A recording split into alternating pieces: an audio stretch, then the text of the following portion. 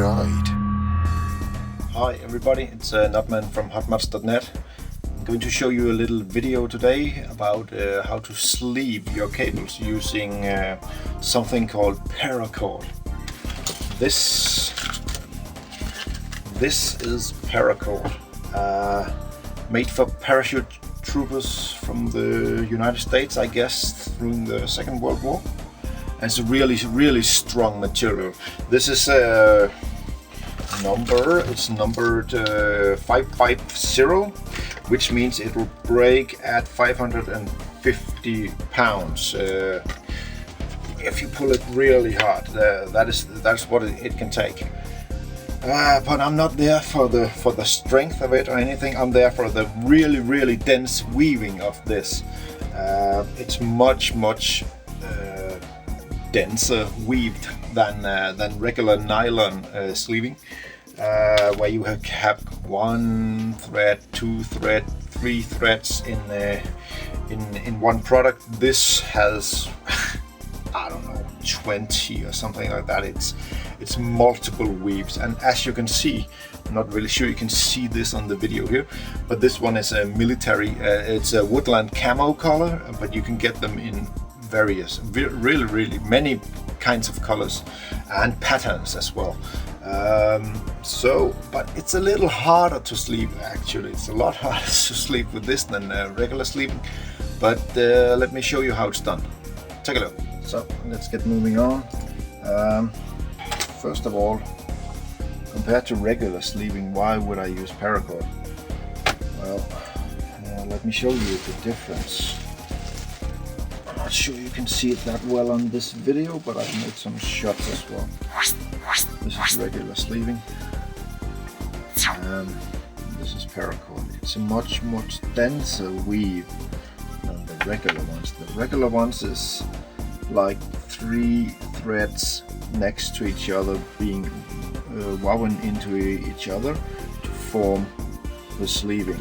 For the Paracord, I don't know how many strands are in here, but it's a lot more.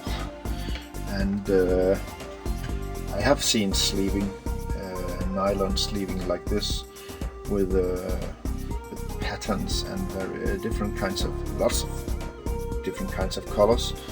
But Paracord, it just feels better. It bends better. It's more like fabric, whereas this regular sleeving just feels like plastic.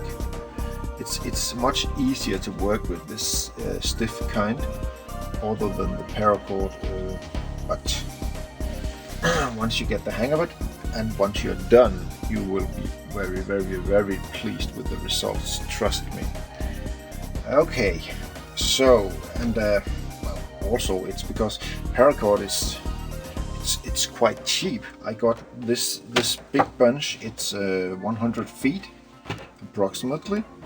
For I think I paid $15 US for it. So it's cheaper than regular sleeving. At least if you're, well, it's just cheaper. Alright, let me show you a bit of what Paracord is made of, what makes it so strong. You cut it through here. Inside you have these nylon strands or threads.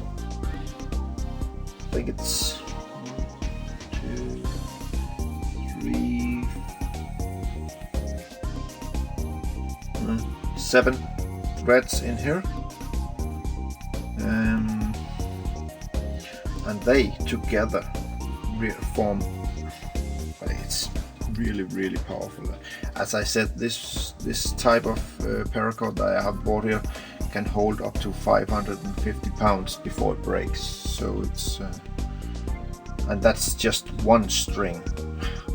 Imagine you having 10, 20 of these, and it's really cheap. So you can use it for multiple purposes.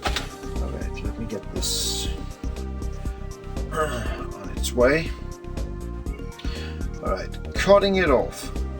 In order to get Paracord onto a piece of wire like this, If it's just the wire, that's not really a problem at all.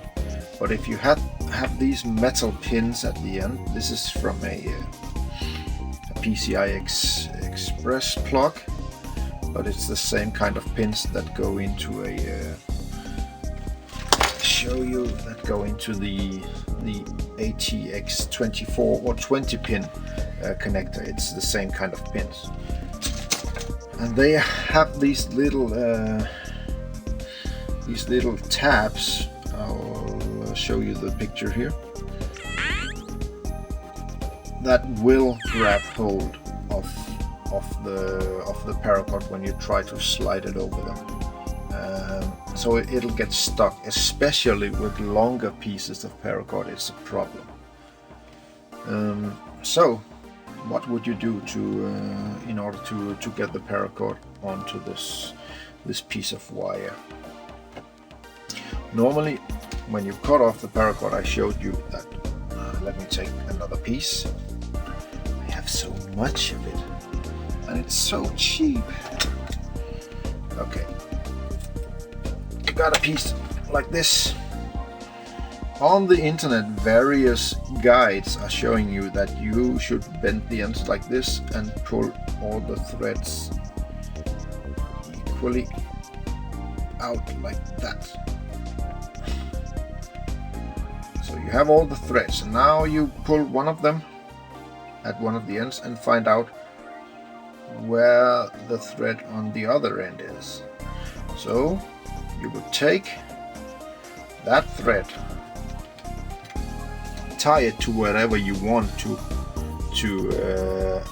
pull the sleeving over, and then just take the other end and pull the wire through with that piece of thread and the knot that you have tied to it. I tried that, it didn't really work for me. So what I did was that I simply pulled out all of them, threads be gone, and I take a piece of metal wire just like this.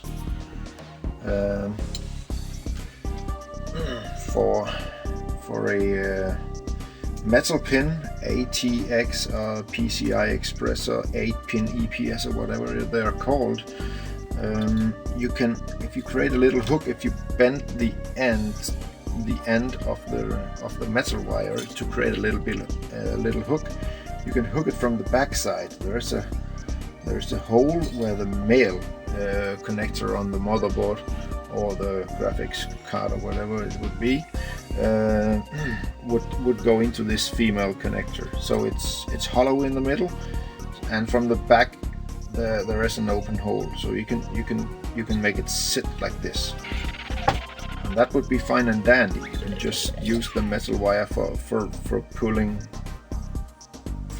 this single wire through the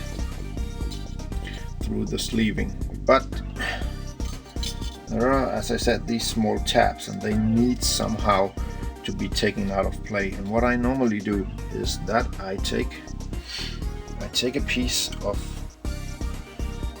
heat shrink like this. This one has a diameter that is slightly bigger than the wire I'm going to pull it over, so I have to expand it a bit. Normally I take a pair of scissors, small scissors, and I expand the heat shrink by putting it over the tip of the scissors and trying to open them up. That will expand the heat shrink. Doing it like this and like this. So now I can take this heat shrink at the very other end of the metal wire. I'll just put it over, slide it all the way down. And I have to put the hook into place again, hooking the ATX, the metal pin, from behind, like that, and sliding the heat shrink over the metal pin, still on the metal wire, and over those tabs that otherwise would grab hold of the insides of the paracord when you try to slide it over. So now I have the heat shrink in place. I'll melt.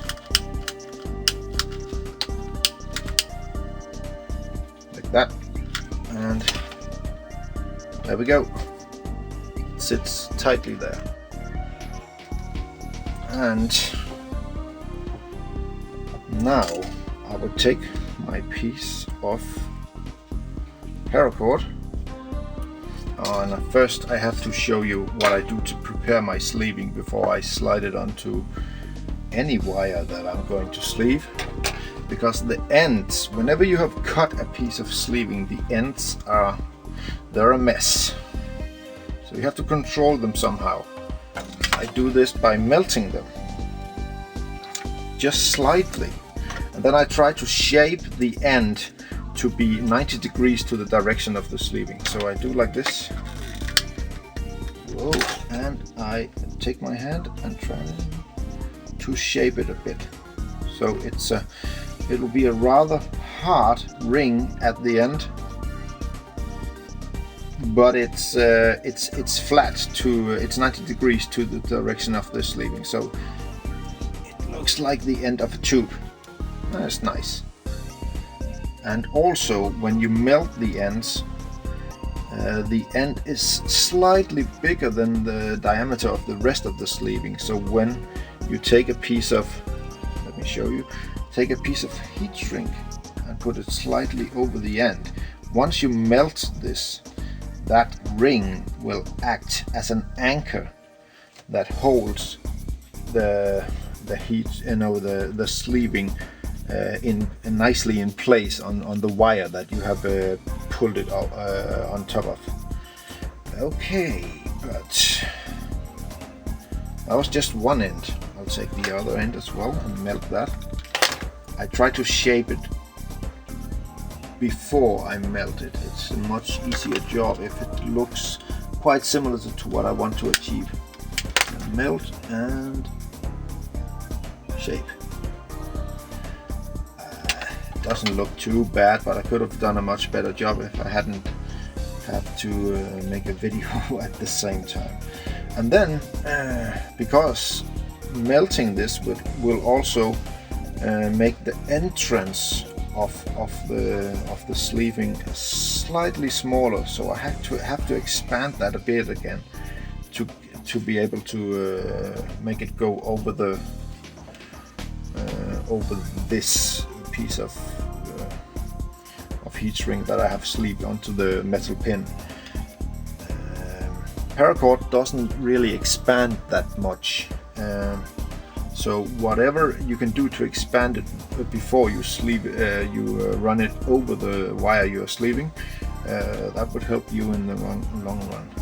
So I put my end of my scissors into the end that I have melted, and I try to expand it a little bit, just a little bit.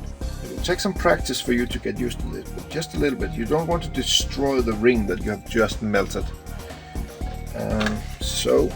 And the other end as well, I flip it over, put the tip of my scissors in there and expand it just a little bit.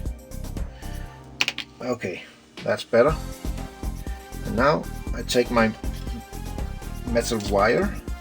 I have also bent the other end of the metal wire because that makes it a little rounder, so you can get the paracord onto it without too much trouble. So just slide it over, it's really easy.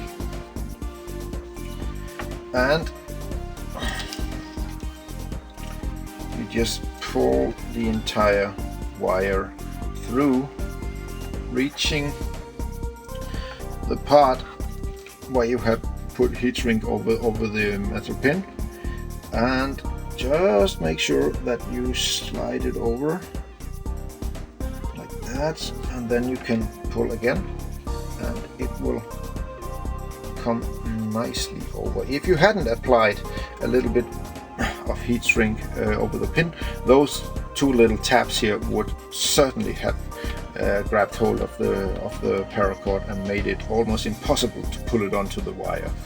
So it works really well. Now we have the heat shrink, we have the sleeving on the wire. Normally at this point I would cut the heat shrink from the pin releasing the metal wire. Its job, it has been done to perfection this time, I might add.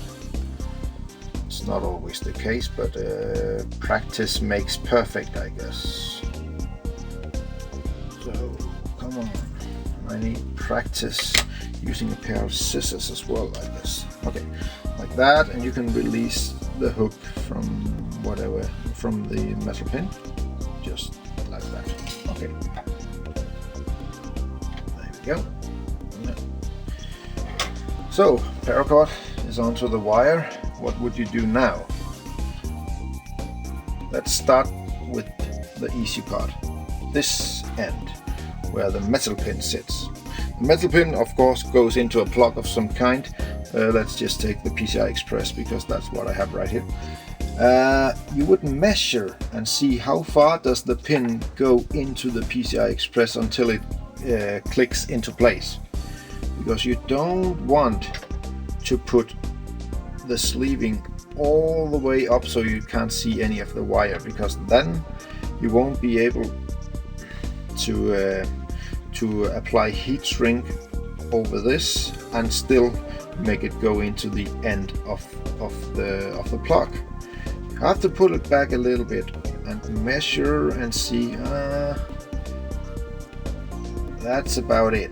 That would hit the end of the plug once I have put heat shrink over it. And take a look at this picture where you can see the end, where the insulation ends of the wire, where it goes onto the pin and is being locked into place. The diameter changes a little bit because the pin that is locked onto is slightly smaller in diameter than the insulation of the wire before that, and you can use that as an anchor. So if you take your heat shrink, put it over here, make it overlap, overlap your heat shrink, and remember back when I told you that when you melt the ends, that creates an anchor, and you have an anchor if you overlap by 1 millimeter or 2 the heat shrink onto the metal pin, and then you melt everything into place. And don't worry, there are various guides online on where you should melt your heat shrink. Just go to en.mdpc-x.com and Nils will be happy to tell you where you should shrink your heat shrink onto sleeving. And since I have created one anchor from the sleeving and also used the ATX pin as an anchor, the heat shrink sits really nice and tight here. You can't really pull it back. Double anchor works really fine. You would just plug it into the PCI Express plug to see if everything works as planned. Let me see if this is the right direction. And the heat shrink goes nicely in there. And click, so it sits here really good. And the end of the sleeving aligns nicely with the back side of the plug in this case.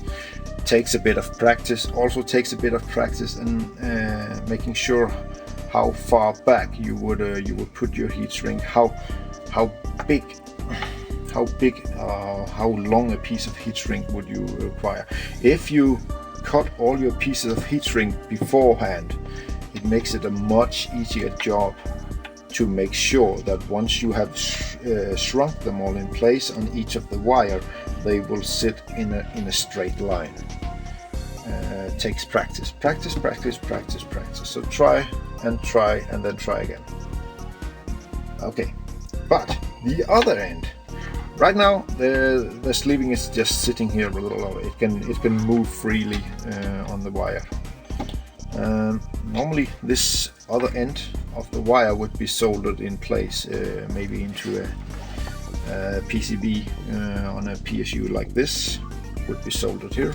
So just imagine that this end is securely in place. Normally you would take a piece of heat shrink, just put half of it on the wire and half of it on the sleeving, and then shrink it into place. But if you do that, the heat shrink doesn't really grab on to the wire. You need to create some, you don't need to, but that's what I prefer to do, some kind of anchor at this end of the cable for the heat shrink to hold on to. So normally what I would do, I would take these small diameter heat shrink, expand it a bit, because now you have to imagine I did this before I applied the sleeving to the wire, so it was just a bare wire.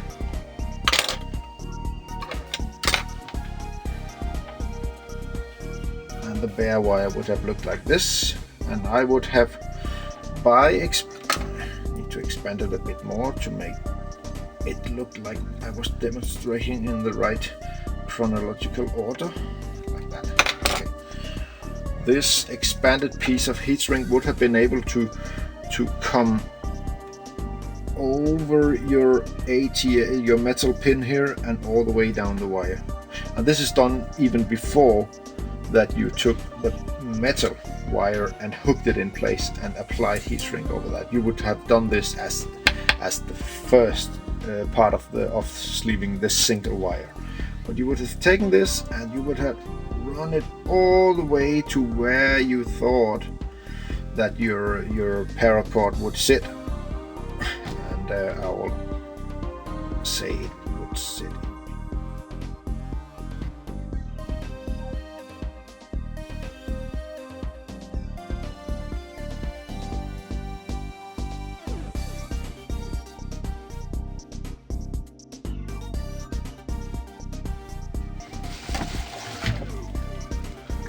This, after shrinking the first piece into place, I would run this over the newly shrunk piece to the very end, so the ends of them line up, and shrink that one into place as well. So now I have a really strong anchor here at the end, and then I could take my paracord or my other type of sleeving and run it slightly over the anchor, like that. I would say about halfway over. Take the larger piece of heat shrink, running it from this end, slightly overlapping the anchor, 1-2 millimeters, maybe 3, and shrink it into place. So now we have the same kind of anchor system that you would have at the other end with the metal pin, but here you would just have it with two pieces of heat shrink that you shrunk onto the wire beforehand, and it sits. You can pull it, but it sits really tight. In this case, the sleeving is a bit too long for the wire prepared for this demonstration, but if you pull, once you have secured the sleeving at one end, you just take your hand, your two fingers, and press firmly together, and then take this and you pull it in that direction. This piece of the sleeving sits really tight. It gets tightened up as you move your fingers that are closely pinched together this way.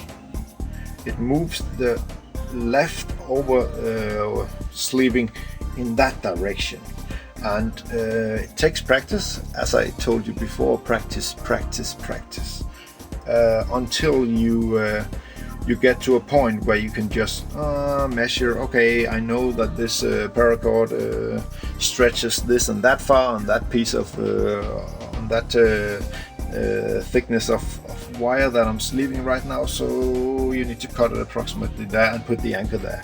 But you will learn it eventually. And it doesn't really matter if it slides halfway over the anchor at the end, or 3/4, or just 1/4.